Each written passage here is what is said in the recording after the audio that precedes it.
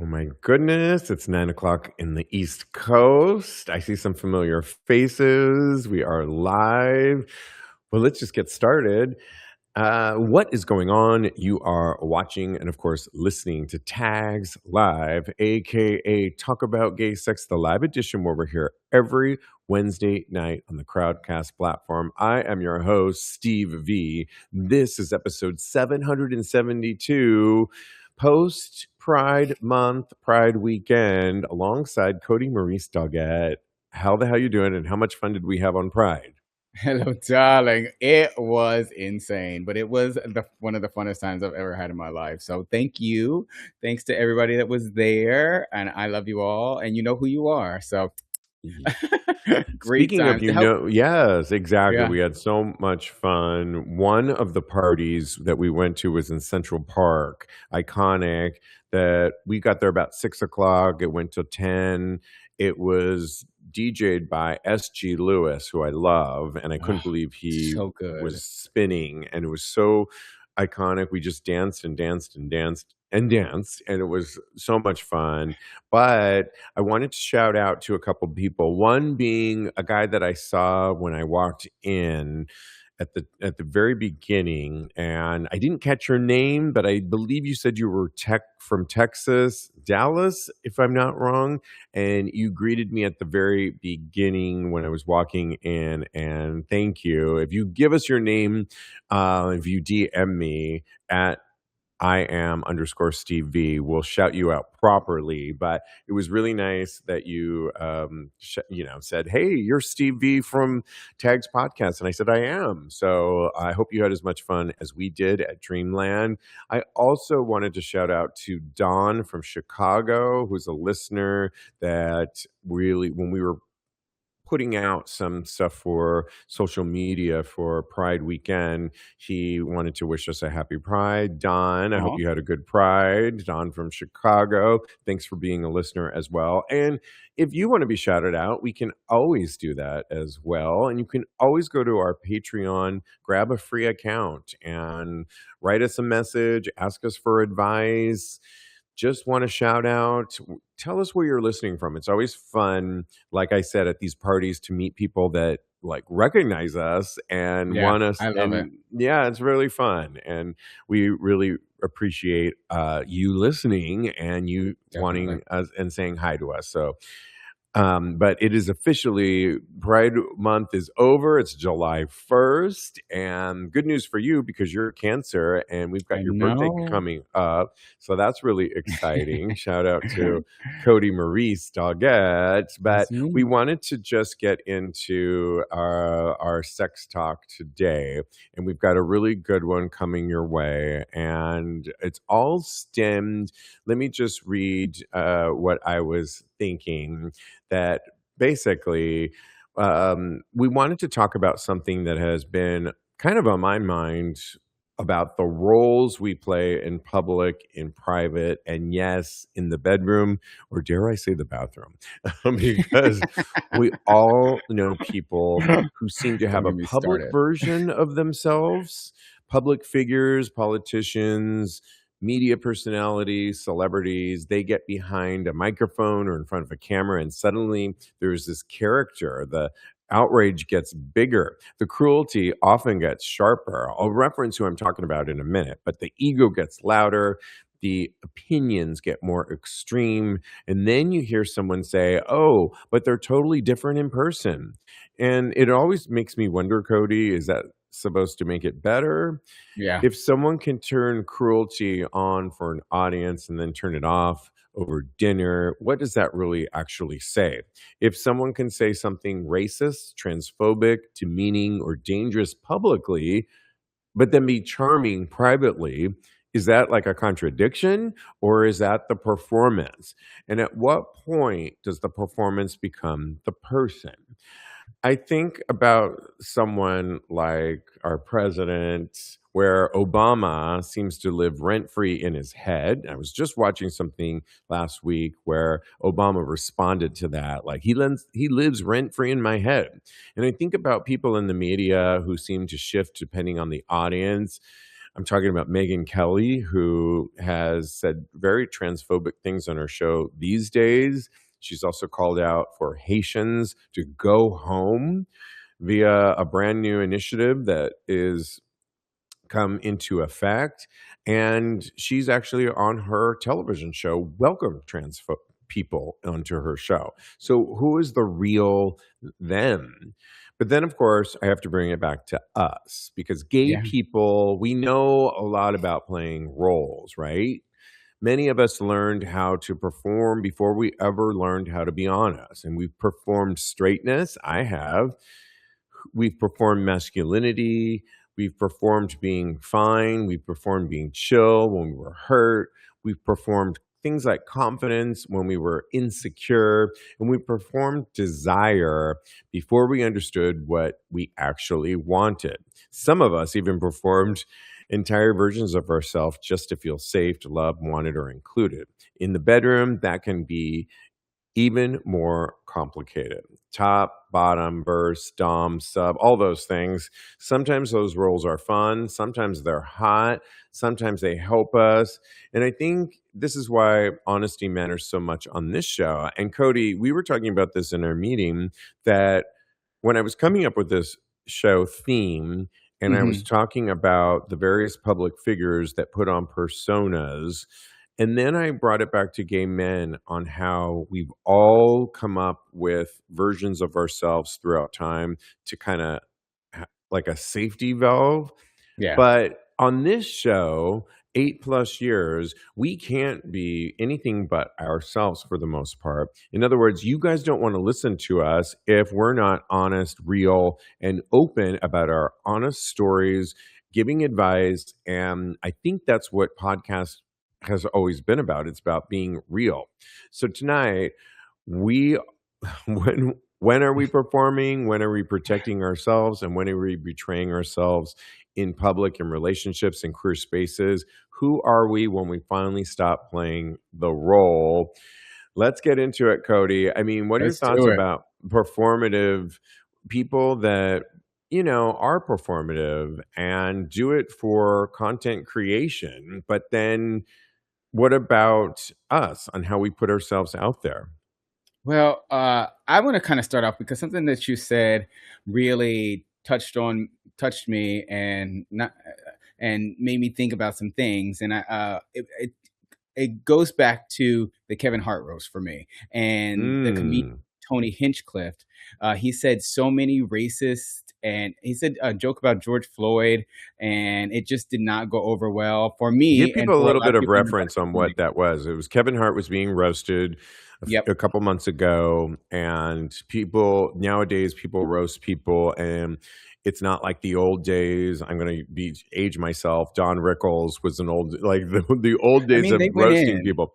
They went in, but now it's But there gotten were really like, boundaries. yeah, Yeah, it's gotten very vicious. I feel like certain things were off limits, especially like racist things, because I think a huge difference is a lot of Tony Hinchcliffe's followers believe that he actually believes these things. And I saw in an interview with Yamanika Sanders, who knows him professionally, she says he's not like that at all. And I trust her because she's a very shoot from the hip type of person. I met her a couple times and she's just always been very upfront and honest about so many things. So I think that that is the type of performative like outrage that I think that a lot of people are doing nowadays, and I think that that's in the worst way possible because so many people jump on that bandwagon and they think that that's their authentic self, and that hate is the way to either get more famous or what they should be leaning into right now. And I think that that is just completely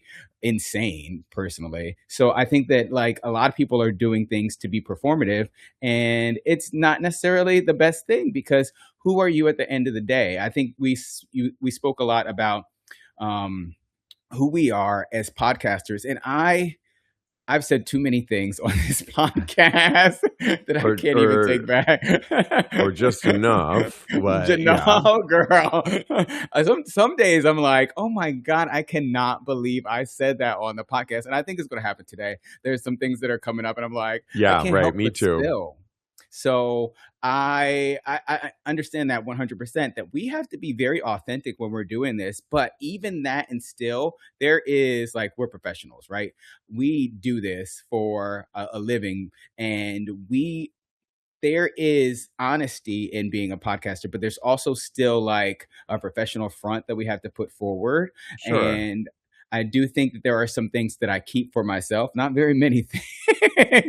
I know these days, right? We Yeah, really, yeah. yeah, But I do think there are some things that I keep for myself, as opposed to, and yeah. I don't think that Of that's course, I do inauthentic as or well. putting on a front. But yeah, we Yeah. have to be completely 100% honest, as far as, and that's how you relate to people. That's how you get them to really see you on the inside. And I think that's what a lot of people that are following those performative performers, I think that that's what they're genuinely looking for. And unfortunately, they're not getting it.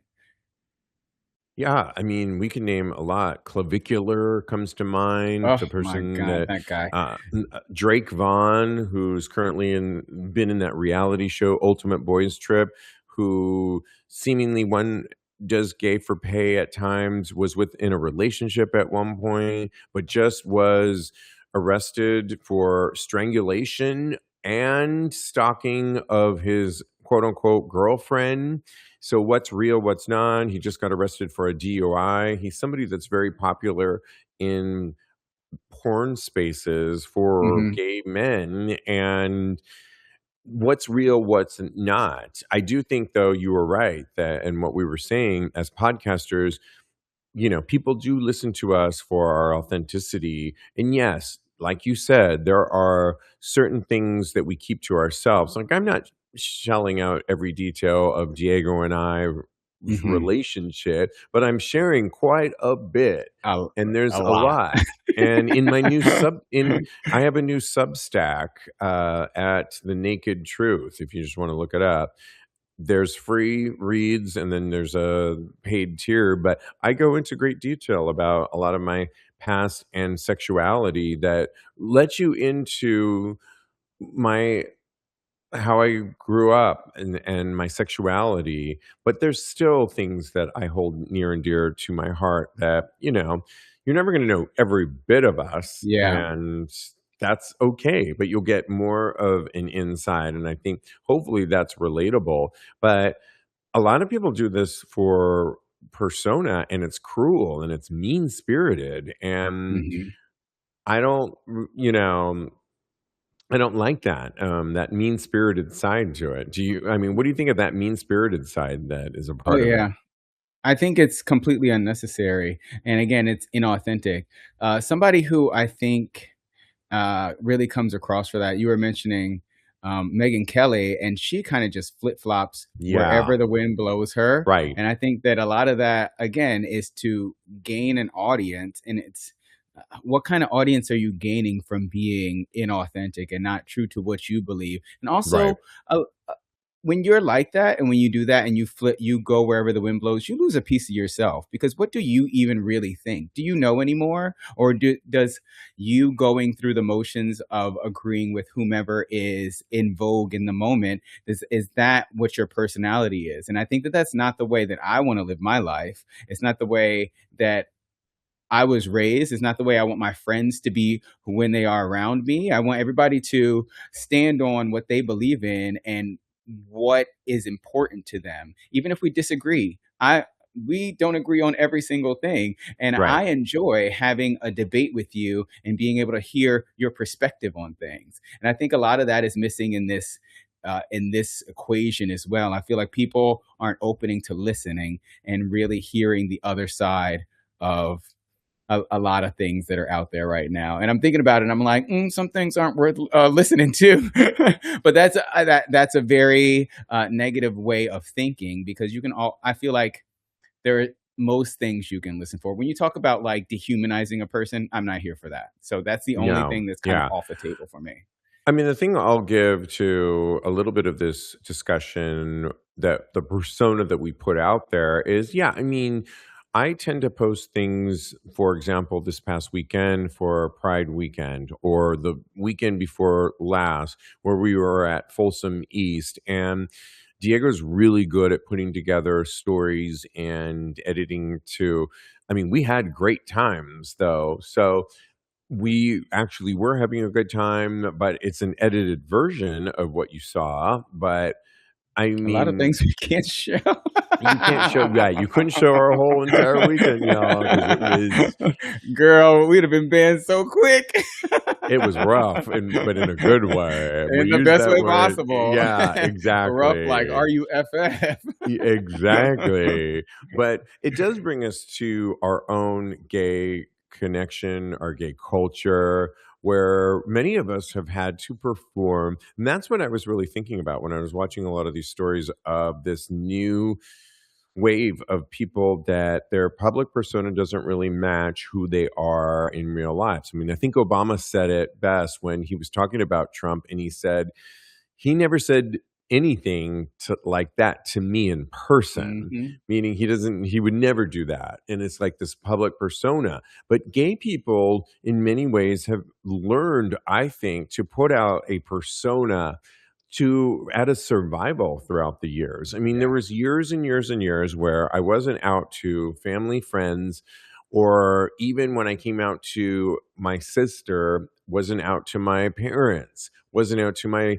extended relatives. And then that was the time when things like social media, MySpace, Facebook were coming about. Well, I couldn't post a lot of the things that I would have wanted to, like I do today, proudly and out there, that I could have Mhm. back then. I was hiding things. There's been times in I'm going back in the day in sports, in gymnastics, even in a sport like gymnastics, you ask. But really, most of the guys were straight. It was the 80s, it was the early 90s. And I played the part of a straight person and had to act like bro this, bro that, because of what it would mean. And I think many of us have learned to be masculine, confident, just all kinds of things, hide our sexuality throughout the years. And little by little, hopefully, many of us have unpeeled that onion to reveal our true selves. But it's Mhm. kind of innate in us as gay men. Would you agree with that statement? Oh, yeah, definitely. I've definitely faked it until I made it for so many, because I was a very effeminate young child, and I feel like that was, like, it was I was stripped of all of that, basically. I was trained, basically, to be more masculine. I mean, and it kinda stuck because I Yeah. feel like I might be a little bit better for it, because now I feel like I've embraced my masculine and my feminine, because I don't know if I was really even in touch with it when I was much younger, but that's neither here nor there. I feel like for me, masculinity, I don't think it was forced on me, but I feel like it was uh, encouraged in me. Maybe I should put it that way, because when I was much younger, I remember, my parents saying, my mom especially, being like, "No, you can't do this. Please, no crying," and all of these things. Yeah, And I right. learned to detach my emotions, and I made a very conscious Boys decision. don't Very cry. Boys don't cry. Very early on, to not really deny my emotions. I remember when my grandmother passed, and like, I wasn't supposed to cry at the funeral. There was this whole Oh my thing, and I God. said, "I Really? know, girl, it was a lot." And Wow. then and then I was alone in my bed at night, and I made I think I was like 12, and I was like, "That's not right. I'm not doing that anymore. I'm not going to hide who I am or my emotions, and I'm going to feel them 100% completely." So that's when I Wow. decided Good for that you that you I'm did going to that be an early emotional on. Cancer for the rest of my You are a life. Cancer, it's your month, and we love Cancers, and thank God Yeah. for you. Yeah, but boys don't cry is a real thing. I mean, I have 2 questions to kind of pose. They're both opposing, but one of them is, did you ever perform masculinity to feel safe or desirable? And I think I answered that question before, that absolutely I did. And then there was Mhm. a period in time, even when I was out, still not out to my family and certain friends, but I would perform masculinity. I was a go-go dancer, and I came across in some ways as maybe the masculine side of things, and I would lean into that. But ultimately, I had a different side of myself that I was really hiding. Did you ever perform masculinity to kinda get by? Oh, Whether definitely. in gay relationships or not? All through high school. And then even now, I feel like I put on muscle to perform masculinity. I think that that's me trying to outwardly express my masculinity to the rest of the world. Now, I think that's actually protected me from a lot of negative interactions with other people, except for yesterday, because some lady asked me, was I looking for a dick to suck? And I was like, aghast. She yelled it at me. Are you looking for a dick to suck? I said, I want to be like, yes, bitch. Well, you got something. Exactly. Mm. But definitely, I I perform masculinity, and I'm not going You to say do, I perform. would say you do maybe in your social media, but you're so open on this show on saying things like you're a blouse. I think people are complicated, and you're a beautiful kaleidoscope of all the Yeah, aspects of what it means to be a man. And yeah. I think we often perform too. You probably don't even remember this blip of a moment. We were walking down the street over Pride weekend, and I think we were headed over to Rawhide. And there was like a group of three guys. They were clearly straight. And we were walking out in our looks, scantily Hmm. clad, that were, very out there gay. And But bitch, we I look did good. think for a second, uh-oh, like, who are these guys? And this is New York City too. But Hmm. I think it was probably nothing, but they were looking at us for a second. And I had to kind of just softly look over my left shoulder a few just to make sure there wouldn't be a problem. Now, I know I probably made that up in my head. I know you Hmm. probably and Diego I didn't didn't even notice it at notice. all. But these are little things that we've had to deal with too at a survival that, you never know that our community has been targets at times. Yeah, And I'm a little totally. bit at times on not edge or anxiety, but I'm just a little bit aware, like who's around me, what's going on. And again, I'm probably making it up in my head, but there are things that go through our head that maybe made me just kind of separate a little bit and just be a little bit aware and Yeah, plant and my that's a feet good down a thing. little bit more. Yeah. I mean, I think it's Everybody a should good be thing. aware of their surroundings and what's Yeah. going on around them. There's things that could possibly be going on in this world around you that could harm you, and it's good. Don't be scared of it. No, not On scared, but don't let it hinder you from doing things out in the world, but be aware because it could actually help you as far as keeping yourself safe. So yeah, there's that. But also when we were in that group, uh, that allowed me to feel the totality of the spectrum that I encompass. Like I embrace my masculine and my feminine, and being around people that are the same ilk, like people that I can relate to, and in the way that my sexuality presents itself, I think that that allows me to feel and be able to express myself completely, and it helps me not have to put on that front. Like I'm sure there were times when I was like queening out when I was with you guys. I do that in my everyday situation when I feel safe. But also, I'm sure there were times when I was uh, butching it up a little bit because I think that those two things are a part of me. And like you said, it's a huge spectrum. We as human beings are not as simple as one binary being either masculine or feminine. There's a whole myriad and a whole spectrum. I said it before, but I'll say it again, that lies within us as far as how we present ourselves and how in touch we are with who we are as a human being. and I would argue, as you and myself of a certain age, that we are a beautiful kaleidoscope of different sides of ourselves versus playing different roles as a sort of content creation thing that is false, that is anti exactly how we actually feel. In other words, Yeah.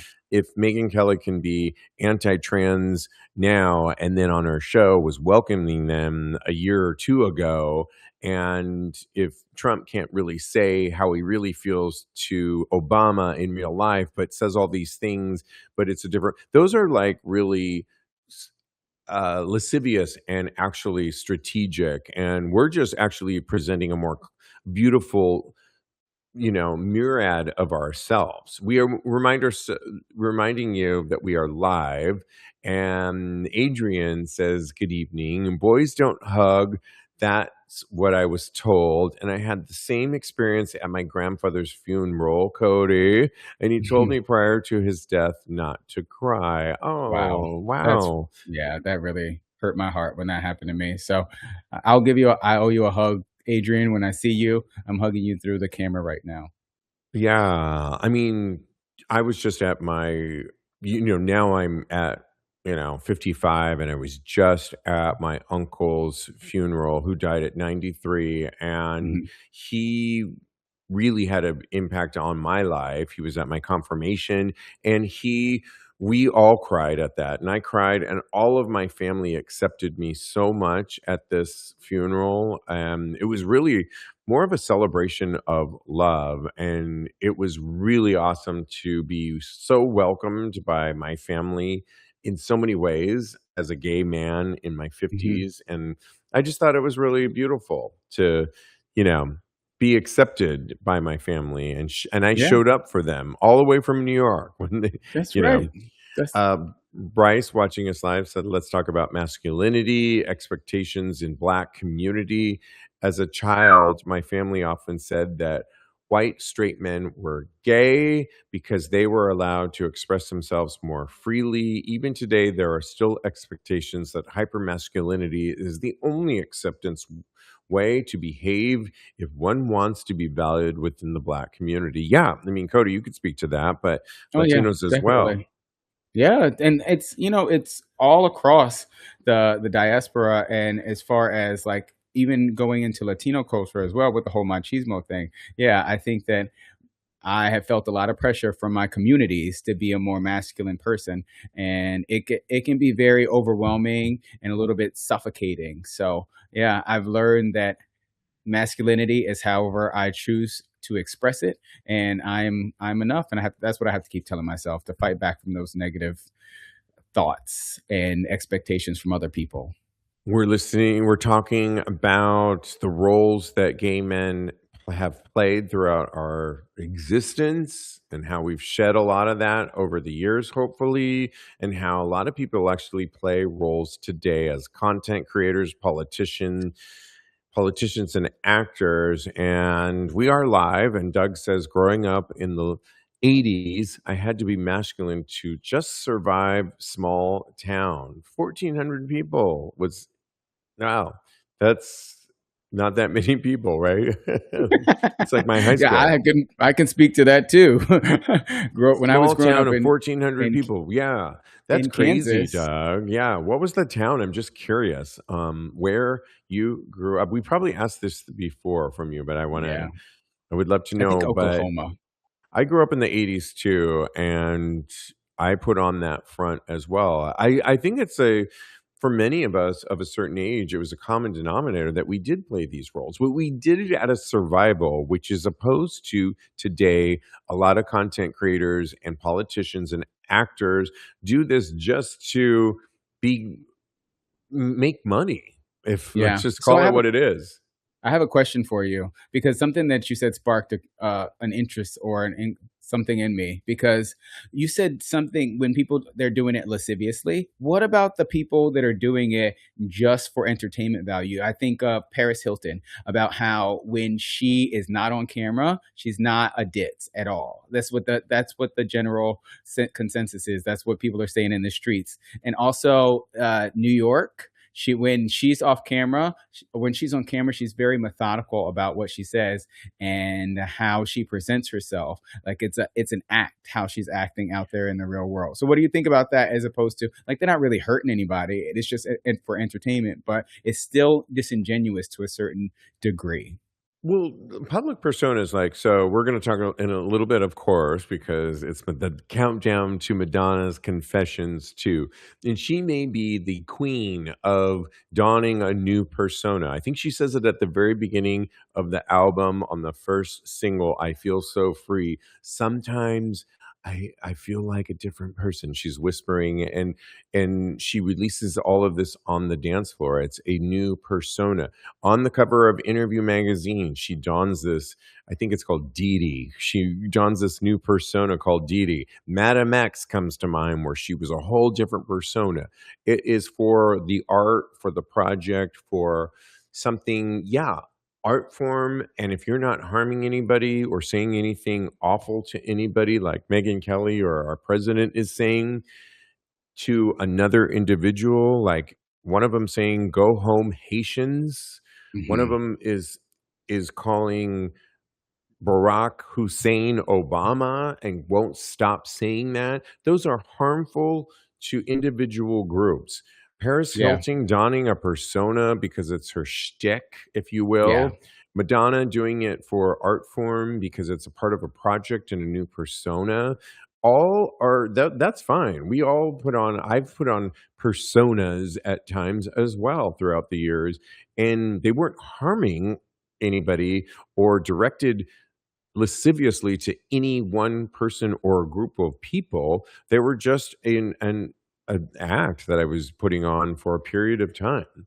I would argue that my leather community, BDSM, was not always just me, but it was, I was donning a persona of a community that I wanted to be a part of, that represented me at that particular time. So no, Yeah. there is a difference. It is fine to take on a new character, but we are also talking about people that do it to for money and an audience, and that is Hmm. harmful and is somewhat evil. Yeah, and I agree with you. I think that when it's not maliciously deceptive, Yeah. like they're doing it just for fun and they're doing it to entertain everyone. And everyone's kind of in on the joke because we know that these two people, or and many more people, do have this shtick just for entertainment purposes. And I think that as long as they're not like, if someone put on a fake persona or facade against me and they wanted to trick me into believing that that's who they were genuinely on the inside, I can see that there's wrongdoing and that there is some malicious intent in that. I don't see the malicious intent in pretending to be a ditz or a dumb blonde just for entertainment purposes. Yeah, I mean, I agree. We have some more comments. I want to get to them. I still want to get to Let's the go. sexuality of all of it Oh too. man. Where maybe we'll have a part 2. Do you wanna Yeah. I'll read Adrian's. Adrian says, "I consider the roles that gay men have to." We're live, by the way, so this Yeah. is always fun when you guys weigh in. Adrian says, "I consider the roles that gay men have to assume are just like being a single parent. You have to be 2 people at the same time. You have to wear Mm. various hats, and you have to control your emotions, and it's exhausting." And I agree with that. I think as a parent, which I can only imagine, you have to play those roles, but, I hope as gay men that we won't have to play those roles as much, and maybe even as parents, you won't have to play those roles, other than the fact that there's certain things that are inappropriate, say, for children, but besides that, I hope that you can just be yourselves as a parent and not have to. Great, what do you say to that? And then we'll move on to, Yeah, I um, think that he has a very valid point. yeah, do you wanna read Bryce's and then I'll we'll be move on? Bryce's. Bryce says, agreed. He's been saying that for years, mass for mass, MASC for MASC, is really often MASK for MASK. Gay masculinity can sometimes feel like a masquerade. Also, not being masculine does not automatically mean being feminine. We can simply be ourselves. It's interesting that we have so many recognized gender identities, yet so many people still reduce a expression to only two categories, masculine or feminine. Yeah, I totally hear that. And if there's a spectrum as far as gender is concerned, I'm sure, and sexuality, I'm sure there's a gender in expressing both of those things as well.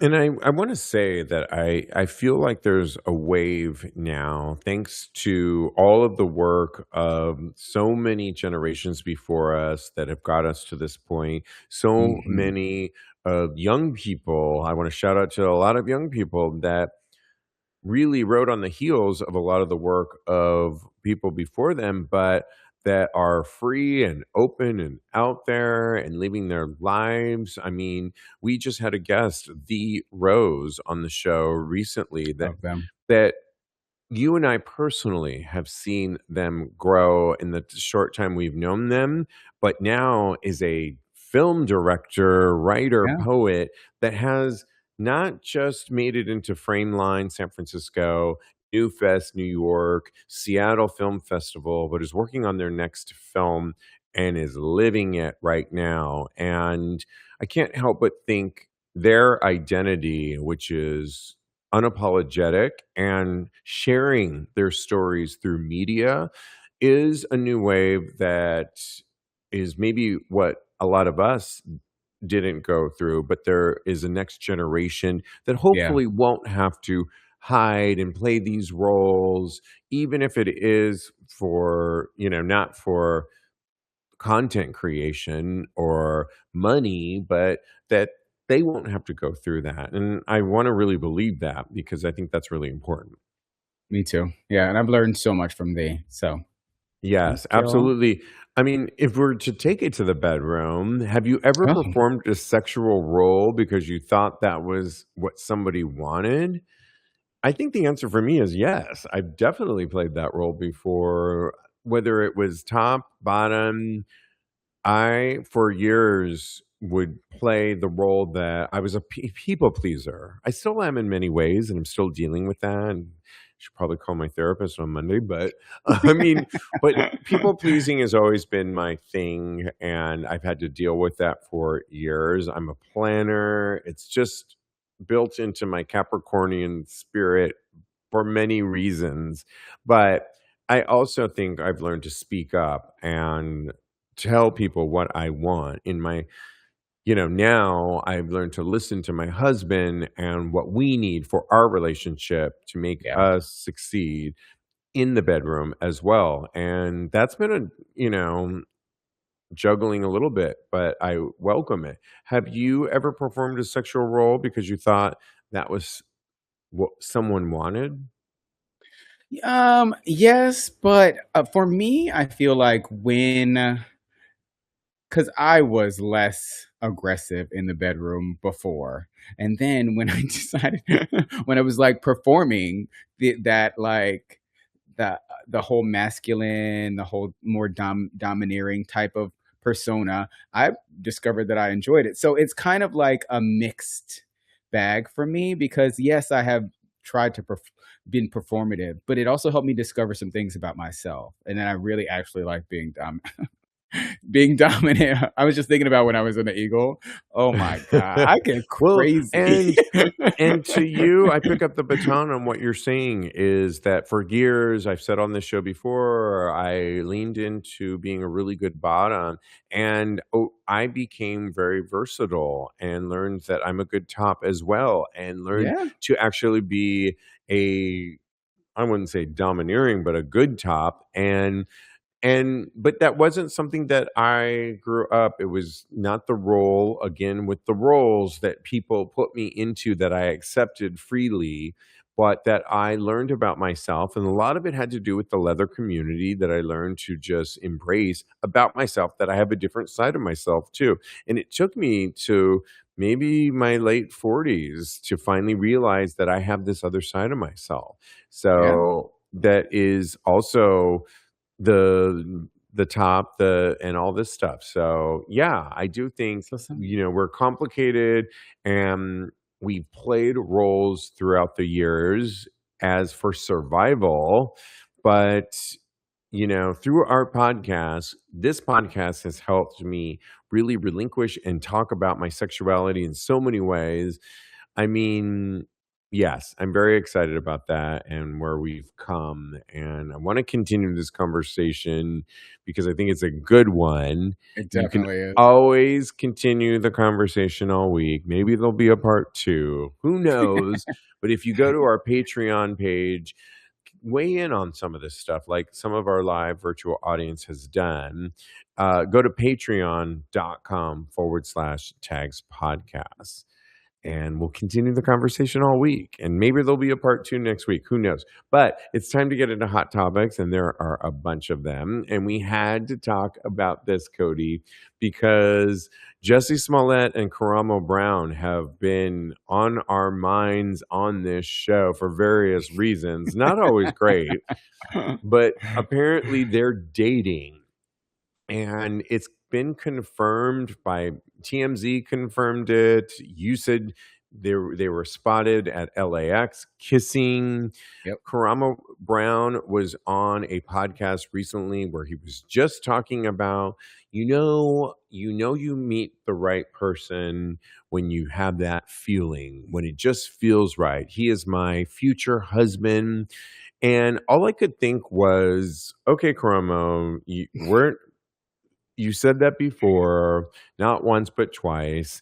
Jussie Smollett, who we all remember the news, the Chicago moment where he allegedly, I mean, according to authorities, faked his own falsehood about, Yeah. you Assault. know, Yeah. assault, is trying to make a comeback, I think, because he just performed at Harlem Pride and they are To linked mixed up reviews. now. And we should mention that Jussie Smollett just got engaged last summer, a year ago, to his fiancee, and just this June announced that they are no longer engaged, that they called it off, and now he's linked with Karamo Brown. Is this performative, Cody, so soon when you just announced earlier at the beginning of Pride Month that you are no longer with your fiance that you made a big deal about on social media, that now you're not? And Karamo Brown, who's been also in the media for things with, he didn't show up to the finale of Queer Eye because he had beef with his former colleagues, castmates. What do you say to all this? Well, I think if you look up performative, both of their pictures would be in the dictionary. Because this is wild to me. And you know what? I hope that this is real. I wish them nothing but the best. Really, honestly. I love love. I hope that, like, I really do hope that they have found someone that they can spend the rest of their lives with, or a significant amount of time. But I just want to make sure that they have enough mirrors in that house, because they both really love themselves a lot. So I think that, yeah, this is good for them. It seems very performative, because sometimes these relationships, they help boost profile. But maybe I can get me into one of these kind of relationships, because yeah. And I heard that No, I don't want to Jussie's see you in something like performance. that. Karama made a whole point on a recent podcast to say that, we waited because we didn't want to hear the comments. And I'm like, how long did you wait? Because Jussie at the beginning of June barely announced his breakup with his fiance. Yeah, yeah, So you it's waited, true. what, a month? You waited Pride Month, and then that's it. It just, to your point, seems very performative. Bryce, watching us live, says Jussie's assaulter was dancing back up at Harlem Pride, which Miss is hilarious. Thing. That is crazy. I heard that performance. I seen like a little snippet of it. I heard it wasn't anything to watch. So good luck Let to us know how you Jesse weigh and on Karamo. that. Well, Minneapolis officially has lifted its AIDS era ban on bathhouses. So decades have gone by where back in the day during the AIDS epidemic, Minneapolis had a whole thing where they basically said no more bathhouses or sex spaces for gay men due to the AIDS epidemic. But it was never lifted all of these years. And on Thursday, the Minneapolis City Council voted 9-2 to approve two ordinances covering adult bathhouses and sex venues. One ordinance covers licenses and businesses regulations, and a separate measure covers health and sanitation. And Mayor Jacob Frey had previously indicated he would be happy to sign ordinances if they reached his desk. He did exactly that over the weekend, which happened to coincide in the city's Pride festivities. Frey posted a video of himself signing the best Pride weekend yet. And I think this is a really great thing after all of these years that basically says, because I think what a lot of people don't realize, Cody, is a lot of these spaces now will post all kinds of posters that are for our community about getting PrEP and DoxyPep, things that Mhm. keep us safe. Oftentimes, Mister. If you notice, a lot of the spaces we were going to this weekend, Rawhide and so forth, which had dark rooms, had plenty of Mister posters posted around the entire club and venue talking about how you should, be mindful, and there is free information out there to get on DoxyPep, which can save you from STIs, and of course, PrEP that you can get for free if you sign up for these things. And they were posted everywhere. Didn't you see those things? And that's Yeah, what this is happening in Minneapolis. What do you say to yeah. all of this? So good. I'm just so happy that a lot of these bans are being lifted, and I think that like it's really kind of attack on us and our sex. It's trying to make us illegal, basically. Yeah. So I'm glad that a lot of this is lifted, and that uh, we're more free and open to be able to do those things in those places. Yes. Absolutely. And not being, ashamed of it, I think is the Yeah, other thing too. yeah. Yeah. Um We should probably do this story next, where I love a good moment when people use something like an LGBTQ pride run that happened here this past weekend, where two gentlemen one of them decided to propose to the other. Footage of a same sex couple proposal from New York over the weekend went viral. The incident took place at the finish line of the annual Front Runners New York LGBT Pride Run. The Central Park event, organized in partnership with New York Road Runners, attracted over 8,000 people, and two men crossed the finish line dressed as Buzz Lightyear and Woody from Toy Story franchise. As they did so, Woody turned back to his partner. Lightyear asked Woody if he'll keep running with me. I don't know if you saw the video, but it was I did. really special. And he So got down beautiful. on his knee. And in the caption, the New York Roadrunners said, 5 years ago, Omar, who plays Woody in this, invited Chris, who didn't consider himself a runner, to run the Pride run together because it would mean the world to him. Chris agreed. With the race now being an annual tradition in their relationship, complete with coordinated outfits, Chris surprised Omar with a proposal at the finish line, we wish them a lifetime of happiness. And it was really Yes. beautiful. And that's how you do it, right? I mean, if you're Oh, going to do it definitely. out there, as opposed to today, also here in New York City, when daredevil climbers apparently got engaged after scaling the needle of the iconic Empire State Building. A couple, a straight couple. See, we're talking about a gay couple that did it right over Pride Classy. weekend. Classy. A couple has been taken into custody, of course, after climbing the very top of the New York City's Empire State Building, the needle part of it.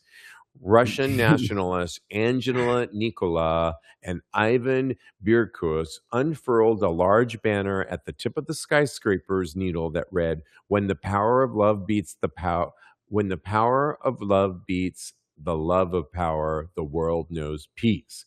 And then proceeded to wa- get engaged there. And it, okay, whatever. Now they're going to spend their wedding in jail. I hope it was worth it because, I like the see, message though. I saw it. I was, like, at the gym I working just out, and I think was do like, it in "Wow." a run. You saw if we'll post both of these on our Patreon community, because if you watch the run, which the announcers, they did it at the end of the race, and they were Which I don't know so how they have happy the for energy. them and clapped, and it was just beautiful. And then these people did it as a stunt and had a camera for their audience, right? Here we go again with Performative. performative, and then proceeded to come down and were hauled into custody. And from what I hear is they were going to be made an example of, because New York City doesn't want this shit. We don't want Yeah, people doing those kinds of. They are going to be the example. Forget about a wedding. Now they're going to have to hire lawyers if they have the money. It's just stupid.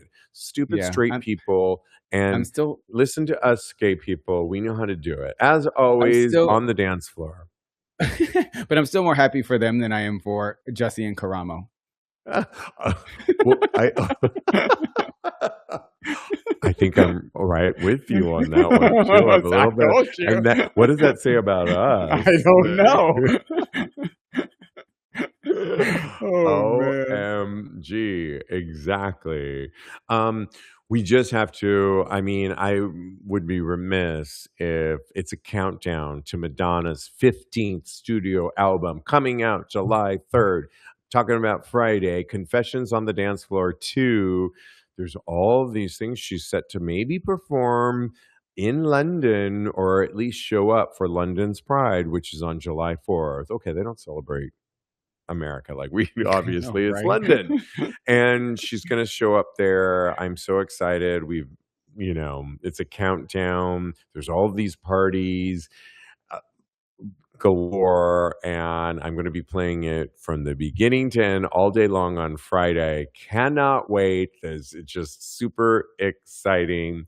And yeah, so excited about that. Let me know if you're excited about that. Plus, she's performing at the closing ceremonies of the World Cup. And Sweet. believe it or not, I've been watching some of these games. Mexico Oh, won yesterday, and I Mexico was and Ecuador. cheering, Yeah. and I Paraguay saw. won the day before, and we were screaming for Oh, Diego. go And Diego. tonight, America's playing right now, and I don't know if they're winning or not, but they were last I turned on. So those are the three things I'm looking at. It is what it is. But we have to Sweet. get into some advice. I feel like I've been talking a lot. Do you want to read the situation? We gotta get through it. I will read We've it got to though. get through it. And So I'm going to put I was Thirst Trap in for people to vote.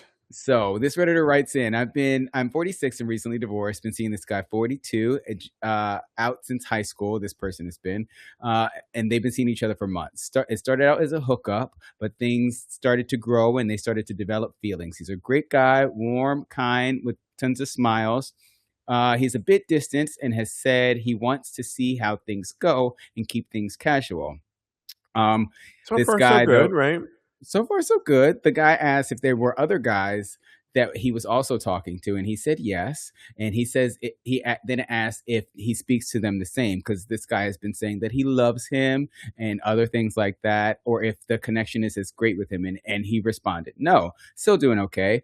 They had an amazing date, like the Hallmark channel. I don't know why I can ever say that word, but and then he asked him if it was normal for him to tell someone that he loves Maybe them because you don't when he watch the wasn't. Hallmark Channel. Exactly. I'm the least Hallmark person in the world. And and and wanted to introduce him to his friends and family. He said that wasn't things he was doing with the other guys, and but he still has some things to figure out. So basically, he's writing in to see if he's either stuck with going full tilt and possibly scaring this other guy away, or tiptoeing around this and hoping to inch a little bit closer. He wants advice on how to kind of lock it in, or if he should just continue moving slow for this other person while they see other people that they're not necessarily as involved with. What are I your think, thoughts, Steve?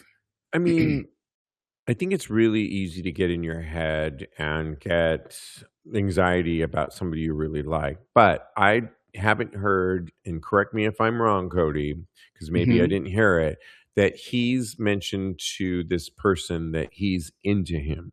Yes, they're both catching They're both, feelings. no, I know they're both Yes. catching feelings, but the other one is Oh, actually let me look. exploring. Oh, And yes, and this one kind of wants to lock it down. Yeah, I don't think there's ever a problem if it's been a minute to say I'm really into you, and to actually ask. I did that with Diego, and and because there was a moment where I was confused, and I was like, wait a minute, and I locked it down, and Mhm. I asked, and basically, and we went on a romantic weekend together in P-Town. So I don't think it's wrong if you're both feeling that way, but you're unsure of the other person. But I also think you should add a little bit of grace to yourself too, and them too, because not everybody's always on the same page and at the same pace. Yes, exactly. I agree with you. I think that there is, you can take it slow, and I feel like there is something to be said for that. But I also think that you ask for what you want, basically. So you definitely put it out there and you ask for clarity as opposed to asking for him to commit.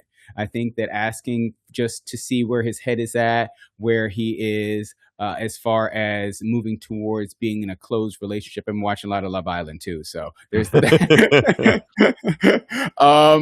So yes, but also you put up with this until you can't put up with it anymore. If you get tired of him exploring with other people, there's that word, Love Island. If you get tired of him exploring with other people, then you might have to bow out. This might not be the person for you because he might be too set on actually seeing if other people are more compatible with him. So yeah, maybe it'll work out for you, but I say be as patient until you can't be patient anymore. That's fair advice, and I love that. And we're gonna Thank you get the final word on that one, you.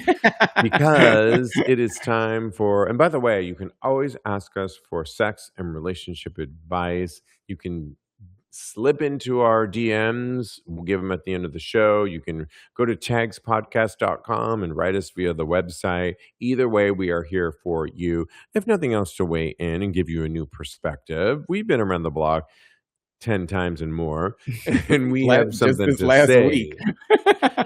But it is time for our final segment, which we love, Thirst Trap, and it's back. And this week, straight up gay porn sites ask the question, which one of these 11 gay porn stars took the best photo? And it's our job on an auditory podcast to vividly describe, because this show gets repackaged and most people listen to it, to vividly describe who and why we chose. Who do you pick and why, Cody? And make sure it's vividly auditory. Yes, darling. So my first of all, I want to say Ethan Rhett. There's a lot of hot guys on here, but Ethan Rhett is like my type to Oh, a T.